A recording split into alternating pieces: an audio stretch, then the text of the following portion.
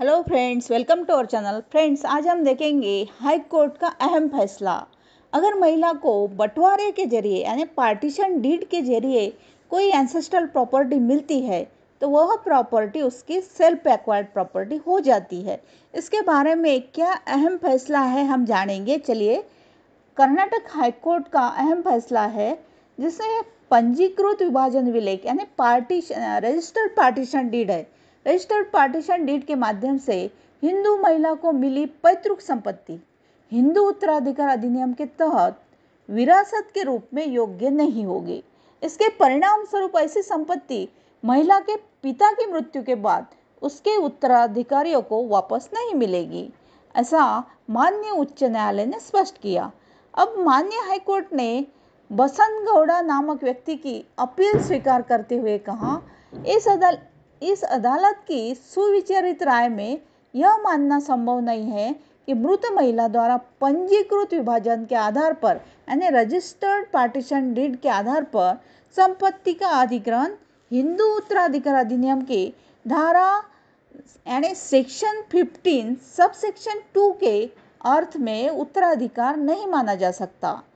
बसंत गौड़ा की पत्नी यानी ईश्वरम्मा की 1998 में निसंतान मृत्यु हो गई थी। अब उनकी मृत्यु के बाद बसंत गौड़ा ने एक सिविल न्यायालय में 22 एकड़ भूमि के स्वामित्व का दावा करने के लिए मुकदमा दायर किया, जो उनकी पत्नी को 1974 में पंजीकृत विभाजन विलेख के माध्यम से यानी रजिस्टर्ड पार्टीशन डीड के माध्यम से उनके पिता की ओर से मिली थी। अब सिविल न्यायालय ने उनके मुकदमे को खारिज कर दिया। हिंदू उत्तराधिकार अधिनियम की धारा 15(2) यानी सेक्शन 15 सब सेक्शन 2 के प्रावधानों के तहत किसी महिला की मृत्यु के बाद उसके पिता की संपत्ति में उसका हिस्सा उसके पिता के उत्तराधिकारियों को वापस मिल जाता है। इसी तरह उसके पति की संपत्ति में उसका हिस्सा उसके पति के कानूनी उत्तराधिकारियों को वापस मिल जाता है।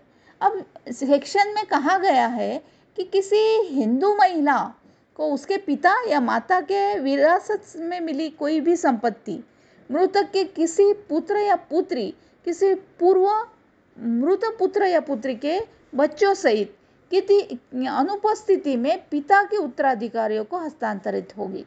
अब इसमें आगे कहा गया है, किसी हिंदू महिला को अपने पति या ससुर से विरासत में मिली कोई भी संपत्ति मृतक के किसी पुत्र या पुत्री या किसी पूर्व मृत पुत्र पुत्री के बच्चों सहित अनुपस्थिति में पति के उत्तराधिकारियों को हस्तांतरित होगी। अब एक बार जब विभाजन हो जाता है और संपत्ति मीटर और सीमा से विभाजित हो जाती है यानी पार्टीशन डीड हो जाता है तो यह उस हिस्सेदार की पूर्ण संपत्ति बन जाती है। यदि बंटवारे के समय हिस्सेदार के पास कोई जीवित उत्तराधिकारी था तो संपत्ति अधिग्रहण करता और उसके परिवार के सदस्यों की संयुक्त पारिवारिक संपत्ति बन सकती है।